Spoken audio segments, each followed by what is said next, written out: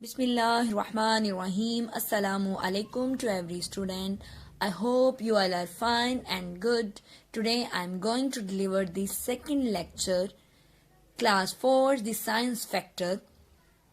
Date is 8 December 2020 and day is Tuesday.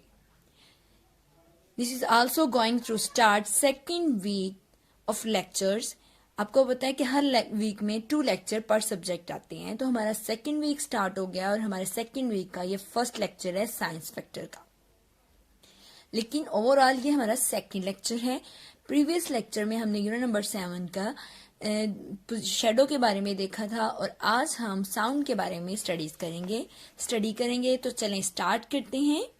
Unit number 7 है हमारा, lesson number 4 है, topic है साउंड एंड मैटर।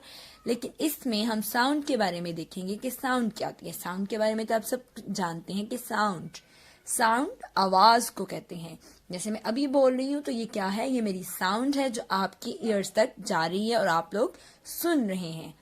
ठीक है, साउंड बेसिकली साउंड आवाज को कहते हैं और आवाज हमारी कैसे ट्रेवल करती है हमने ये देखना है। ठीक है, इससे हट के कुछ और चीजें देखनी है हमने साउंड के बारे में। तो बेसिकली पहले हम देखते हैं कि साउंड कैसे ट्रेवल करती है। मैं बोल रही हूं तो मेरी जो साउंड है वो ट्रेवल कर रही है एयर में। किस में ट्रेवल कर रही है? एयर में ट्रेवल करके। एयर में कैसे ट्रेवल करती है, ठीक है, वो कैसे जाती है, तो मैं आपको बताती हूँ कि एयर में वो कैसे ट्रेवल करती है। एयर में हमारी जो साउंड है वो वेव्स में ट्रेवल करती है। ठीक है, कैसे ट्रेवल करती है? वेव्स में। फॉर एग्जाम्पल अगर हम बोल रहे हैं, मेरे सामने कोई और पर्सन बैठा है, तो उस तक मेरी साउंड कैसे जाएगी? इन वेव्स में, ऐसे। इन्हें कहते हैं वेव्स। क्या कहते हैं इन्हें? वेव्स। ऐसे ट्रेवल करेगी और यहां से ऐसे जाएगी, ऐसे, यानी मेरी आवाज जो है वो ऐसे ऐसे ट्रेवल करती सामने वाले पर्सन तक चले जाएगी। ठीक है, लेकिन यहाँ पे 2 तरह की वेव्स बनी हुई हैं बेटा। अगर मैं स्लो बोल रही हूँ, आप स्लो बोल रहे हैं, तो आपकी जो वेव है उस वेव्स के ये जो क्रेस्ट हैं इनमें ज्यादा डिफरेंस होगा। ठीक है, लेकिन अगर जो वेव मैं लाउड बोल रही हूँ या कोई भी लाउड बोल रहा है, तो जब वेव जो है वो ट्रेवल करेंगी तो उनका जो क्रेस्ट होगा उनमें डिस्टेंस कम होगा। ठीक है बेटा, ये जो जहां से हमारी वेव टर्न कर रही है ना, बेंट हो रही है, इसे कहते हैं क्रेस्ट। ये भी क्रेस्ट है, ये भी, ये भी, ये भी। ठीक है, इधर ये सारे क्रेस्ट हैं। क्या कहेंगे इन्हें? क्रेस्ट। तो अब हम आते हैं अपने क्वेश्चन की तरफ। What is meant by frequency of sound? Sound की फ्रीक्वेंसी क्या होती है?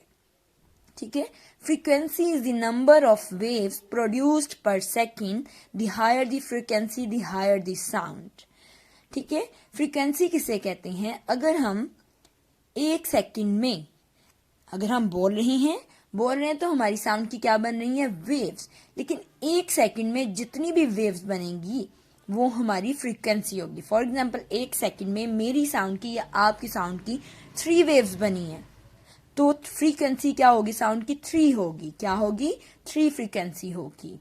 ठीक है, अगर हमारी फ्रीक्वेंसी हायर होगी तो हमारी साउंड भी हायर होगी। अगर फ्रीक्वेंसी कम होगी तो हायर साउंड भी कम होगी। ठीक है, now second question is how is frequency measured? यानी फ्रीक्वेंसी को कैसे मेजर किया जाता है? जैसे हम मिल्क लेने जाते हैं तो हम उसे कहते हैं 1 kg या 2 kg मिल्क दे दें। अगर हम कोई और शुगर लेने जाते हैं उसे कहते हैं हम इतने kg दे दो, इतने kg दे दो। इसी तरह हम कोई और चीज लेने जाते हैं तो उसे kg में, या पेट्रोल लेने जाते हैं तो लीटर में लेते हैं। इसी तरह साउंड को भी बेटा मेजर किया जाता है। ठीक है, साउंड को मेजर किया जाता है, लेकिन इसको किस यूनिट में मेजर किया जाता है? यूनिट क्या होता है? जैसे आप मिल्क लेने जाएंगे तो अब आप उसे कहेंगे 1 किलोग्राम या 1 kg मिल्क दे दें। तो जो kg होगा ना, किलोग्राम, वो यूनिट होता है। ठीक है, इसी तरह साउंड को या फ्रीक्वेंसी को मेजर करना है, साउंड की फ्रीक्वेंसी को मेजर करना है तो किस यूनिट में किया जाएगा? Frequency is measured in units called hertz. ठीक है, फ्रीक्वेंसी को हर्ट्ज में मेजर किया जाता है, HERTZ, हर्ट्ज होगा। ठीक है, नेक्स्ट थर्ड क्वेश्चन है, in which weather sound waves move slowly? Sound waves जो होती हैं, एक तो विंटर सीजन होता है और एक समर सीजन होता है। इन दोनों में से किस में से जो हमारी साउंड वेव्स होती हैं वो स्लोली मूव करती हैं? Sound waves travel more slowly in cold weather than in warm weather. जो साउंड वेव्स होती हैं वो कोल्ड वेदर में स्लोली मूव करती हैं और वार्म वेदर में फास्टर मूव करती हैं। क्यों?